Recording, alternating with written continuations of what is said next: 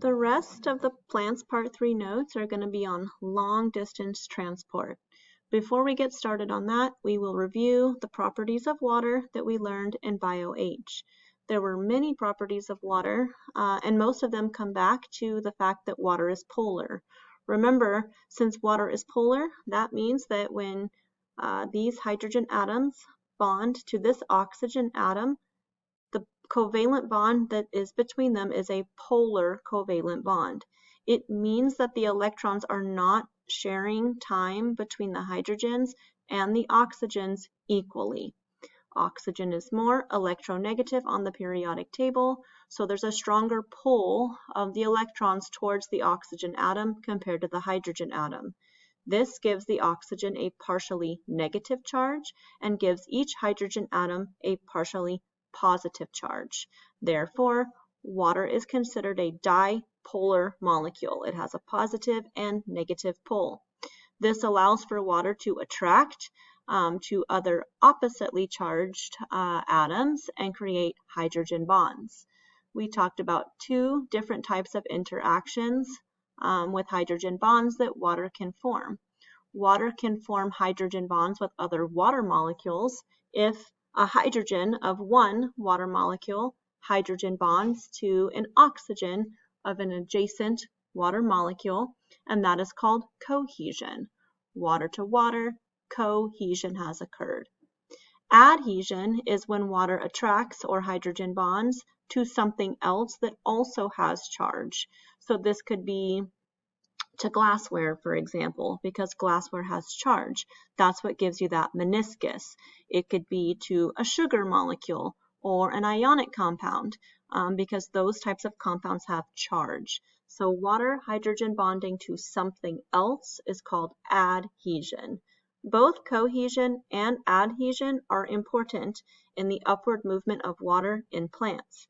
Water binds to itself through cohesion, water to water, and forms a continuous stream of water.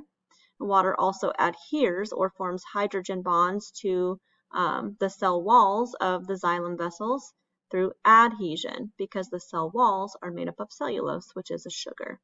So the combined effects of both ultimately help water move upward in a plant. This process where water is drawn up through narrow spaces is called capillary action. So again, capillary action was shown on the last slide and involves both cohesion and adhesion. There's lots of examples of capillary action occurring. One pretty simple example is if you dip a paper towel in water, you will see water climb up the paper towel. This is because there are little spaces between the cellulose molecules in the paper towel that allows water to attract to and therefore climb up. And so that's something that you've probably seen before. Water also moves through the soil in an upward motion because there are chemicals in the soil that helps water attract to those chemicals, and that will bring the water from the ground up more towards the root. And then xylem sap, which is whatever's going to be inside the xylem tissue, so water and everything dissolved in it, is going to be drawn up through our xylem vessels. That's what was shown on the last slide, bringing water upward in that xylem tissue towards the leaves so they can have access to it for photosynthesis. And here is a really simple activity that can show the process of capillary action as well, water moving up in a stem. If you were to cut flowers, the bottom stem off of a flower, like these carnations, which are white, and then you put them in a cup of water that also has food coloring in it, then the water and the food coloring will be carried up the stem and ultimately into the petals, and it will add color to the petals. Once water has entered the xylem tissue in the roots, how do we get it to undergo that long distance transport? Well, there are going to be two mechanisms that helps with this process. The first mechanism is due to root pressure. Anytime transpiration is low, this will actually cause the xylem sap to kind of drop back down a little bit. and can cause the xylem tissues to fill up with air a little bit. And so that airspace means that there isn't water in that position in like the top of the stem, for example, or in like the top of the vein of a leaf, for example. And so we want that to be filled with water. So root pressure at that moment could kick in and push the water that's in the xylem vessels forward more, upward more, towards the surface, and that will allow for water to continue to move upward and fill up those air spaces. And so there's a lot of times when transpiration would be slow and would lead to this like drop down of the xylem tissue and cause that little air to form towards the top of the xylem tissue. One time would be at night, because at night the stoma are closed in most plants, not allowing for water to be pulled out through transpiration.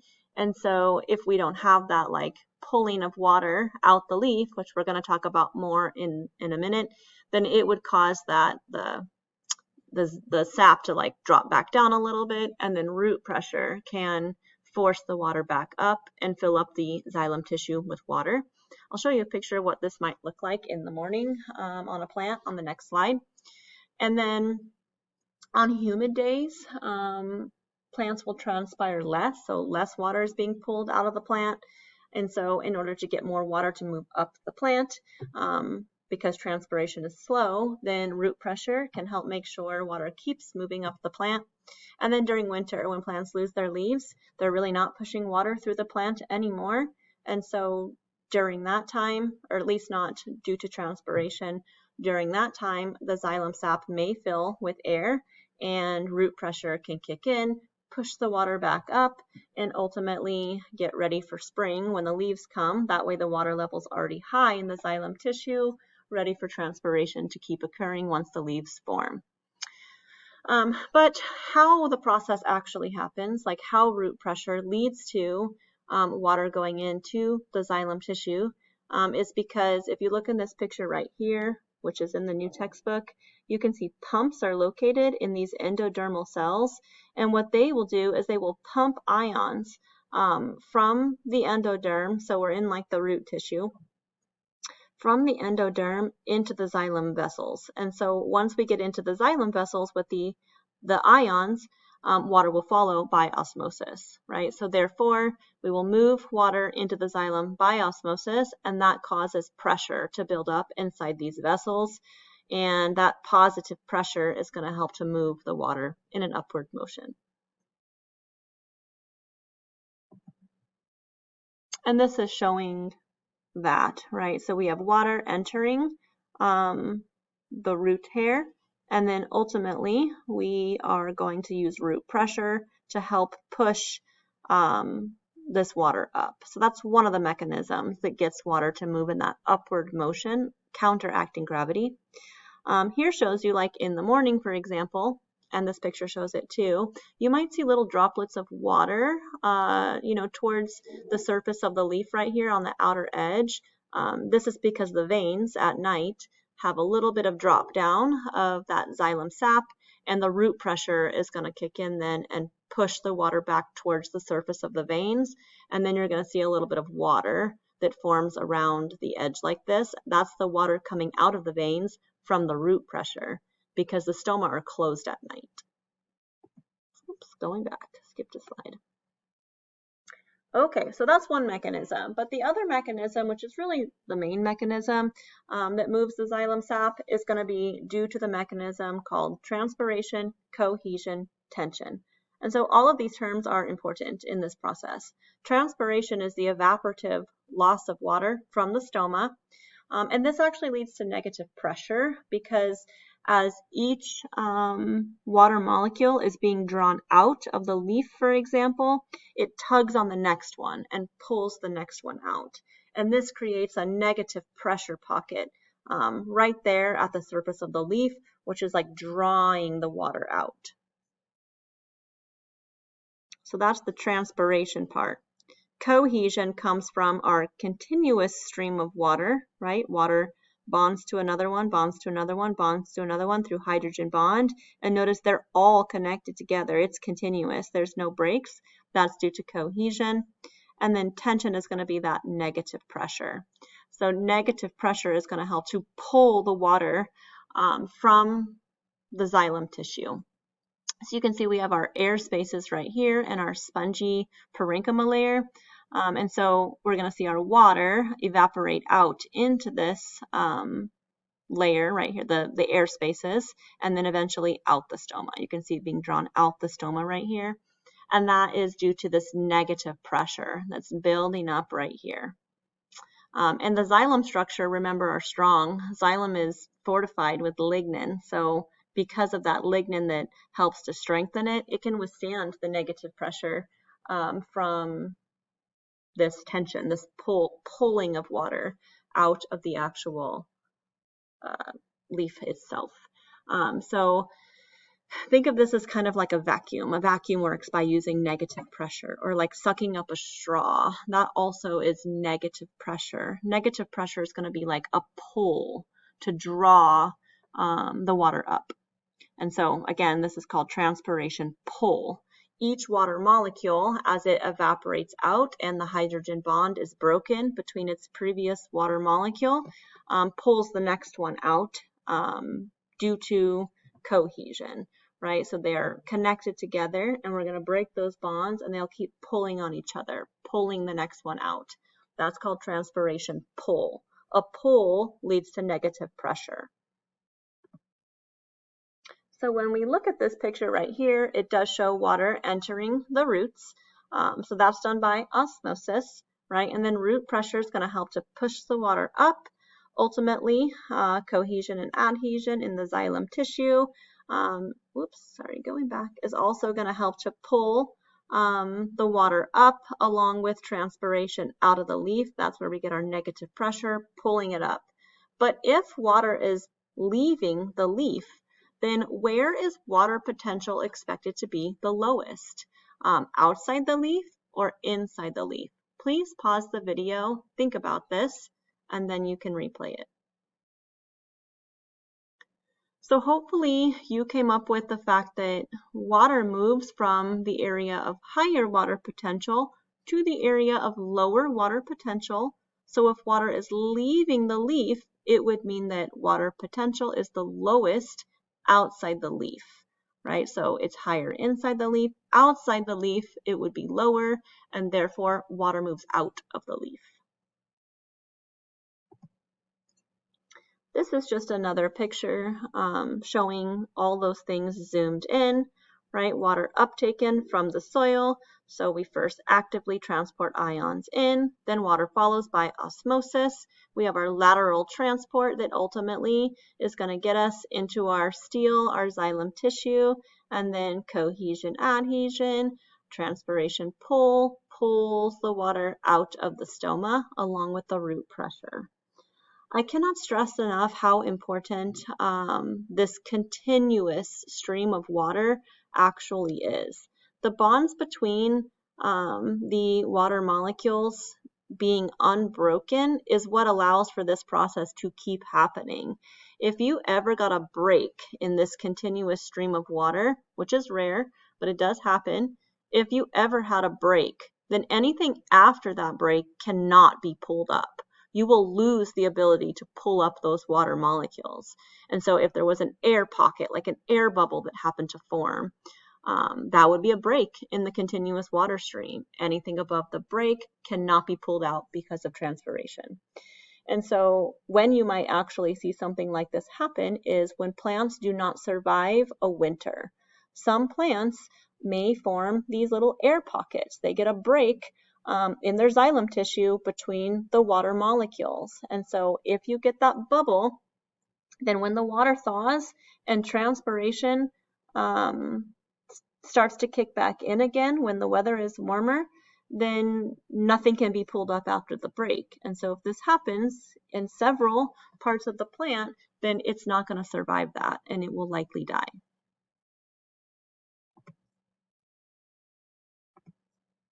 So remember, two things contribute to the upward long distance transport of our continuous water stream. One is root pressure. This creates positive pressure, which is a push. And then the other is transpiration. This creates a negative pressure, which is a pull. Most is due to transpiration, but root pressure definitely plays an important role in this process. We have to have a way to regulate transpiration. It can't just be on or off, right? The plant cannot just sometimes transpire and sometimes not transpire. We do need to regulate that. And also, in addition to the fact that we obviously need transpiration to pull water out, we need that continuous pulling of water upward in a plant to get it to the leaves. We also have to minimize transpiration so that we don't have too much water loss because then it won't have enough water for photosynthesis. So there does have to be a balance there. So there are guard cells on each side of the stoma that can help to regulate this process. Remember, stoma is singular and stomata are plural. This is supposed to regulate how much water is leaving via transpiration, while still allowing us to conserve enough water for photosynthesis and still letting in enough carbon dioxide for photosynthesis as well. We have previously talked about different types of plants and how some of them have mechanisms to conserve water. And to allow for enough CO2 to be intaken so that they do not enter photorespiration, which remember is a wasteful process for plants. And we said that C3 plants don't have these adaptations. They just do regular photosynthesis, right, where they have their light reactions and then the Calvin cycle. And they have a really hard time surviving in really harsh conditions. They survive well in the areas that they're typically found in, but if you were to take a C3 plant and put it into the desert, for example, it would likely die because it's going to lose too much water to transpiration and it's not going to have ways to conserve that water. So because of that, it will close its stoma too much to conserve water, and ultimately it won't be able to take in enough CO2 and it would probably starve and not be able to make enough sugars through photosynthesis.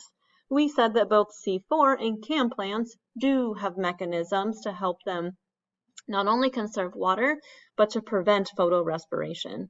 And so this slide talks about C4 plants, and later I'll talk about CAM plants, which would be a similar ratio here. These ratios show how much water the plant is losing per amount of carbon dioxide that they are gaining. So we don't want them to lose too much water and not gain enough CO2 because that's not a good balance for photosynthesis and will lead to negative impacts for the plant. So notice that C3 plants lose a lot of water and they don't gain very much CO2 at the same time versus C4 plants, that ratio is half as much. Right? So that's a big deal because C4 plants have adaptations to allow for them to have a better balance of water lost per CO2 gained. And so remember that they perform an extra step before the Calvin cycle in a different cell. They actually take in carbon dioxide ahead of time and store it up as a different molecule. They fix carbon dioxide ahead of time in a different cell. And then that way, when it is time for the Calvin cycle to occur, they have extra CO2 stored up ahead of time, and they can just release that CO2 into the Calvin cycle and use it to make sugars for the plant. And so again, this is important for them because that way, if they have to close their stoma, they already have plenty of carbon dioxide. And so this allows for them to minimize this ratio and maximize photosynthesis. The guard cells are going to be able to close the opening of the stoma and control the size of it at the same time. So the guard cells are going to respond to differences in water potential, and this is going to cause either more water to come into the cell, into the guard cell, or more water to exit the guard cell, and that's going to stimulate the guard cells to open or close the stoma. And it can be anywhere in between. It doesn't have to just be all the way open and all the way shut. It can be partially open. And that again helps to minimize transpiration and maximize photosynthesis. Here shows you that when the guard cells are swollen, full of water, which means they are considered turgid cells, full of water, lots of water inside those guard cells, they will actually do what's called buckling. So the guard cells buckle, means they're very swollen, and that is going to open the stoma. And this is going to be due to differences in water potential, which I'll talk about on the next slide. Here, the cells are flaccid. If the guard cells are flaccid, they've let too much water out of the cell, and that's going to close the stoma. And so these guard cells don't have as much water in them, and therefore the stoma is much more closed. So this kind of reminds me of arm floaties, because if you look at this kid and he's wearing these arm floaties and they're full of air, notice like he's got this like space right here. He can't put his arms down. So this is like the stoma, right? When his floaties are full of air, the stoma are open. We have all this space. But if you were to let out all this air from the arm floaties, then he would be able to close his arms right next to his side, and that would close the stoma. And so that's just kind of like a silly example. Okay, so here you can see that when the stoma are open, water is actually going in to the guard cells. This is because how the cells are stimulated to become open is by the influx of ions. So you can see there's a bunch of potassium ions that are being pumped into the guard cells. Well, if more ions are moving into the guard cells, water will follow, right? So by osmosis. And so by adding all these extra ions into the cell and causing water to go in, you've actually lowered the water potential inside the cell. Water always moves from higher water potential outside the guard cell to lower water potential inside the guard cell. And that causes the guard cells to become turgid and buckle and open the stoma. In this one, if they wanted to let out water, they would just let out the ions. By letting out the ions, water will follow, right? So this time we have lowered the water potential outside the guard cells, so water will move from the higher water potential inside the guard cells to the lower water potential. The guard cells become flaccid and the stoma will close. So you don't have to know the exact mechanism of this, like you don't have to know that potassium ions are pumped in and out, but you do need to know how this is an example of a difference in water potential stimulating the stoma open or close. So you should know where water potential is higher and lower in each of these situations. This animation is going to talk about the opening and closing of the stoma, and there's going to be 4 things that you will list out to be able to determine some of the other factors that can stimulate the stoma to open or close. So I'm going to play that video now, and you'll list these 4 things in your notes.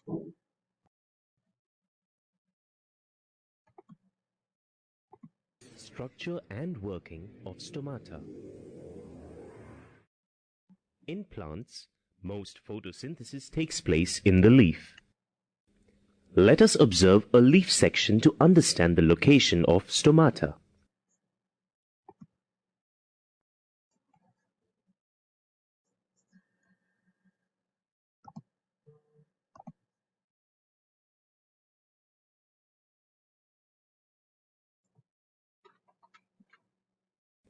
The outermost layer is the waxy cuticle.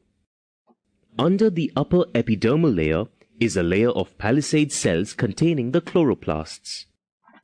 Beneath the palisade cells is the spongy tissue with air spaces. The stomata are located mainly in the lower epidermis. Stomata are nothing but minute pores in the lower epidermis of a leaf.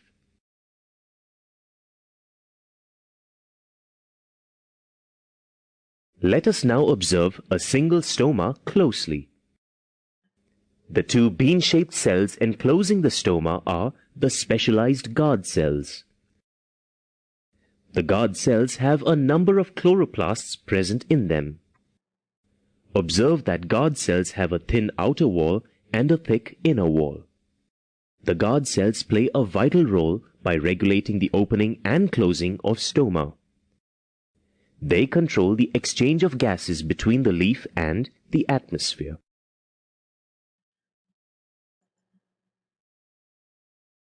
Air containing carbon dioxide and oxygen enters the plant through these openings, where it gets used in photosynthesis and respiration, respectively.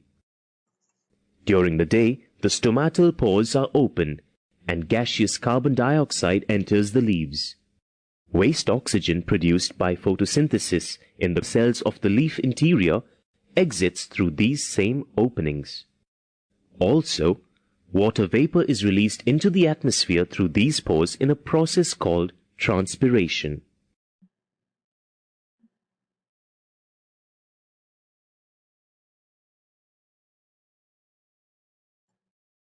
What regulates the opening and closing of the stomata? During the day, the guard cells gain water and become turgid. That is, they become swollen or puffed out. During the night, the guard cells become flaccid, that is, wrinkled and less rigid, making the stomata close. Thus, the guard cells play an important role in photosynthesis. The factors that regulate the opening and closing of a stoma are listed here. Go ahead and pause the video and write all this down, and then I'll explain it.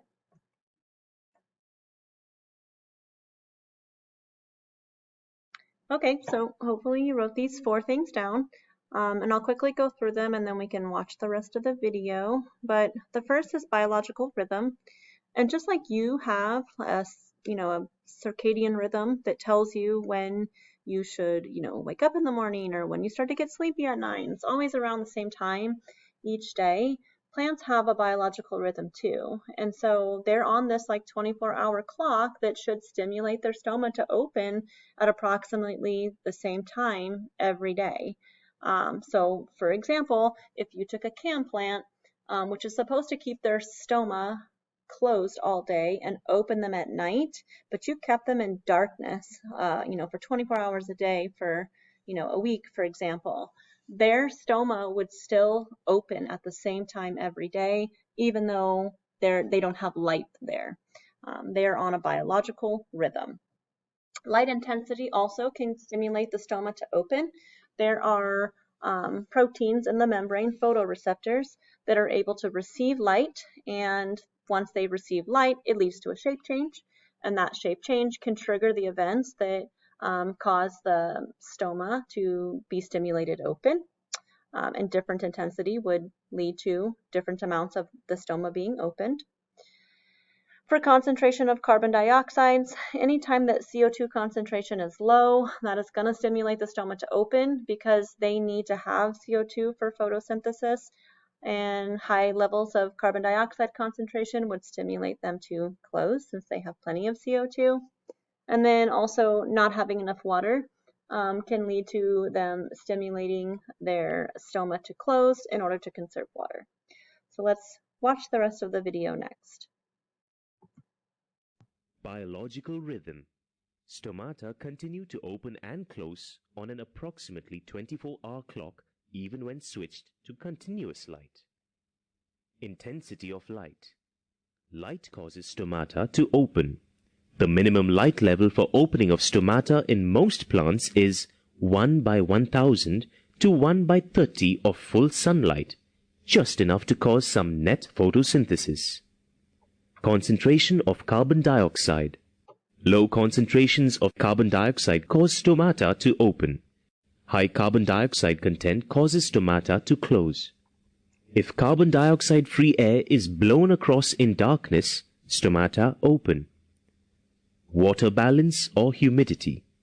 Wilting plants close their stomata.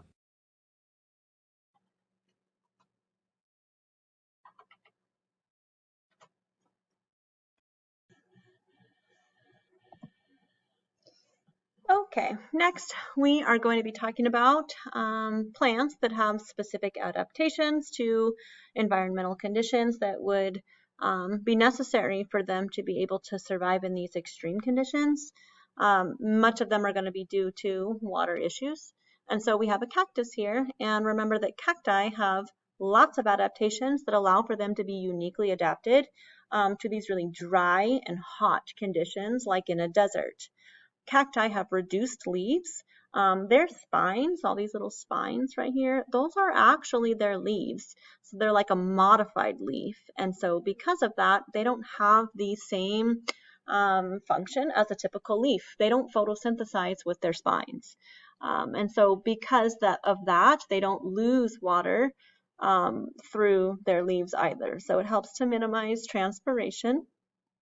They have stems that have capability of storing up a lot of water, and oftentimes their stems will be pleated. So this cacti up here is pleated, and those pleats can expand and to allow for more water inside of them. They also typically have a very thick waxy cuticle. So here's that waxy cuticle up here. It's much thicker than in a typical plant. This is important because the thicker the cuticle is, the harder it is for water to leave through that cuticle. Because remember, the cuticle is hydrophobic and water needs something hydrophilic to help it climb out, right? So this is what allows for it to, keep more water inside the plant. They often have shallow roots that don't go down very deep, that are also widespread, which gives them more access to water, especially after rain, right, when all that water is at the surface. And then they have cam physiology, which remember we talked about in a previous unit, and we said that in cam physiology, these types of plants will actually open their stoma only at night. They close them all day long. And so at night is when they take in the carbon dioxide. They fix it before the Calvin cycle so that they can store it up in their vacuole. Then during the daytime, when it's time for the light reactions, which make the energy molecules needed for the Calvin cycle, that is when carbon dioxide will be released into the chloroplast so it can be used for photosynthesis. Another example are grasses that tend to live in like sand dune areas.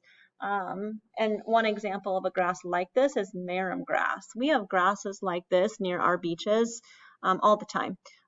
The beach with the Ventura Pier has a lot of these grasses as you're like walking up to the beach. And so these grasses have a lot of adaptations that allow them to survive the harsh conditions that a sandy environment would have. For example, when you go to the beach, there's not a lot of water in the ground for these plants to grow because they're growing in sand, right? The beach is also very windy. It can be very hot and dry at the beach and salty. So there must be adaptations for these plants to survive that. One thing that they have is a rolled leaf. So here's like a blown up image of the rolled structure of a leaf. This rolled leaf structure is important because it creates this little localized environment, a micro environment that holds a lot of water vapor in there. So a lot of moisture, a lot of humidity is trapped within that environment. And that's important because we know that water potential is the potential for water to move from an area of higher water potential to an area of lower water potential. So if we can close that gap between the differences in water potential of the inner leaf environment and the outer leaf environment, then it's going to slow down the rate of transpiration. The steeper the gradient, the more transpiration that would occur. So if it's very humid in here, and then there's a lot of moisture inside the leaf as well, then that closes that gap, right? And so that leads to a smaller difference in water potential in and out of the leaf and slows down transpiration. So it helps it to conserve water. Their stoma are also like sunken down here deeply in these pits in this localized environment. So that also helps for it to be in that like trapped moisture environment, which helps in that process. There's also little tiny hairs you can see here that help to slow down the movement of air, which is important because wind is going to like kind of carry water away.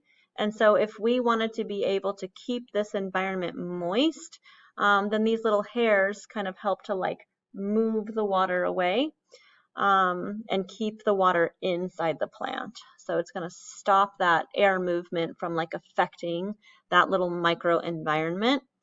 Another reason why the rolled structure is also important is because it does help to kind of keep the wind away from this microenvironment, which is another thing that adds to the humidity in there. Wind carries water away from the plant. So if wind was constantly carrying the water away from this environment, it would be drying out the plant. And so we wouldn't want that to happen because that increases the gap of water potential between the inner and outer environment. And so it kind of like saves it from that, protects it. So think like if you were at the beach and you found like a little rock cave that could protect you from the wind. That's what's happening here, right? It's going to be more moist in there because it's more protected from the wind. They also do tend to have a thicker waxy cuticle to be able to conserve more water. They have a lot of really strong sclerenchyma fibers found throughout them so that they can keep like a strong shape and not wilt because they're often exposed to intense times of drought. And so we don't want them to like lose their structure. We want them to stay nice and tough.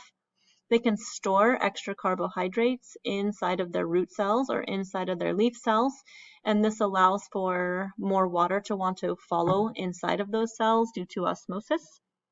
And then their stems can have their roots kind of grow deep under the ground, but also can grow upwards, which allows more access to water at the surface.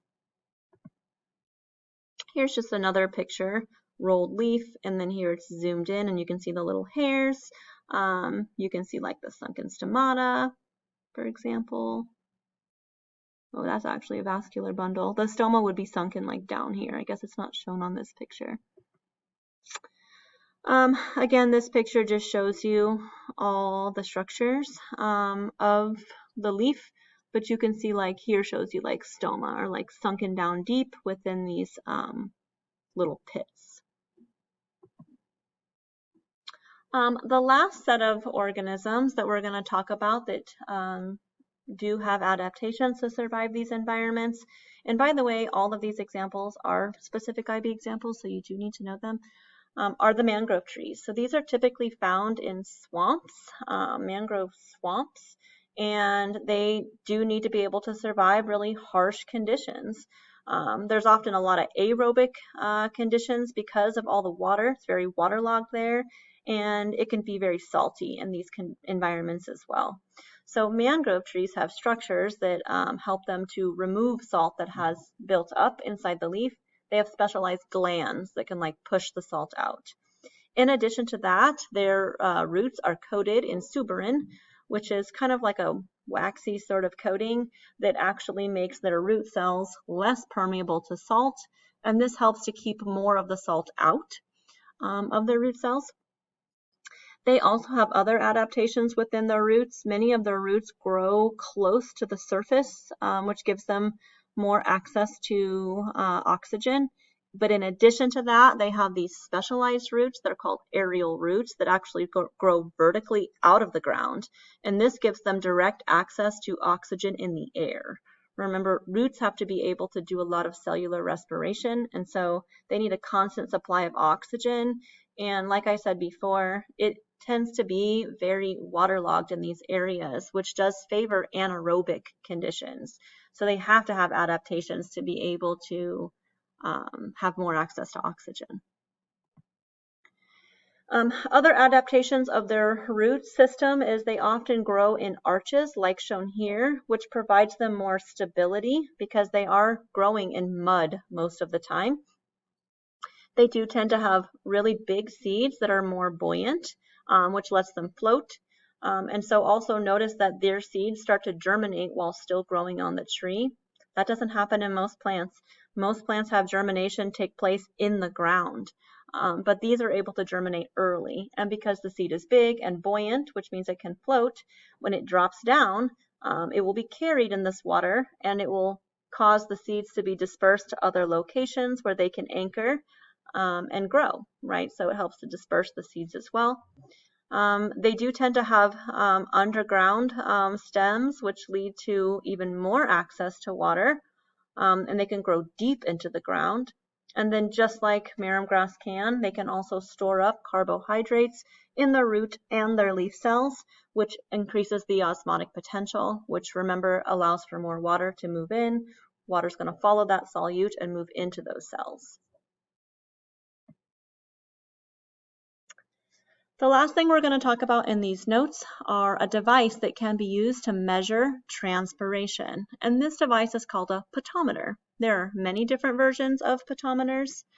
In this version of a potometer, you have your leaf sample that is connected through a tubing and then connected to this like tall glass vessel, which has gradations on it. And so you could come in periodically every 5 minutes, every 15 minutes, whatever you decide for whatever length of time. And you could measure the amount of water, which should be going down because water is being pulled out of the plant, right? So we would see this water moving down and you could measure the volume lost. In this one right here, which is more like the setup we're going to do in an upcoming class period, we have the same overall setup, but instead of being connected to a glass tubing that has those gradations, it will actually be connected to a pressure sensor, and you will be measuring air pressure. And so you can see there's this little airspace right here. We're going to be measuring the pressure in this airspace. And so you can see that the plant's going to pull water out, and that's going to make this airspace get bigger. Okay, and so that's going to cause us to measure that negative pressure. So we should see pressure decreasing in this particular situation due to negative pressure. And then here shows a different version of a potometer. We don't have a potometer like this at school, but every textbook is going to show you a potometer like this. So what this one does is it has the capillary tube in this beaker of water, and then it's connected to the rest of the potometer, which is connected to the plant. This reservoir is just where you could add more water.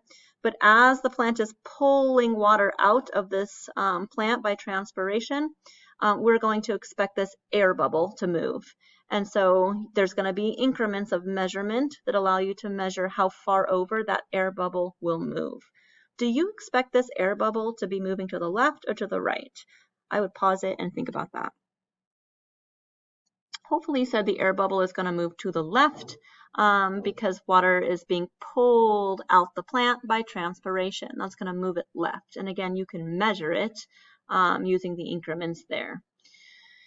What else? So one thing I want you to think about is when you're doing experiments like this, if you are doing like different environments, like a windy environment versus a regular environment, for example, then you would want to make sure you're controlling certain things. So notice that this plant has 3 leaves. So if we used another plant, which was the same species in our windy environment that had 5 leaves, then that would be a problem, right? We're lacking a controlled variable that's very important. That controlled variable is the number of stoma that really would be found on the bottom of that leaf, right? Because if we had more stoma, then transpiration would be expected to be a lot higher. And so we wouldn't really be able to measure that, right? They're not really comparable values if it's 3 leaves versus 5 leaves for the same trial, for trial 1, for example. So you'd have to be sure you use the same like plant setup, for example, like use that plant setup for the normal environment and then use the same setup for the windy environment. If that's not possible due to time constraints, then you would have to have a way to fix that, right? To make your numbers comparable. And so in our class, because we have so many students and we can collect mass amounts of data at a long time, we won't have that issue. But if this was your IA and you did have that issue and time was an issue, then what you could do if you did have to use 2 different plants so that you could run the experiment at the same time, for example, is you could cut all the leaves off at the end, mass the leaves, and that would give you the mass of sample 1 and the mass of sample 2, for example, and then you'd still have to do more math. You'd have to cut like a square centimeter from one sample and a square centimeter from a leaf of the other sample, and then use math to convert it to like mass per square centimeter. And then you'd have to use that to create comparable numbers. but that is a lot more work. So it's definitely important to try and control those variables from the beginning so that you don't have those issues later. So I clicked on that animation link at the bottom of the slide so I could show you the pedometer that you often see in textbooks.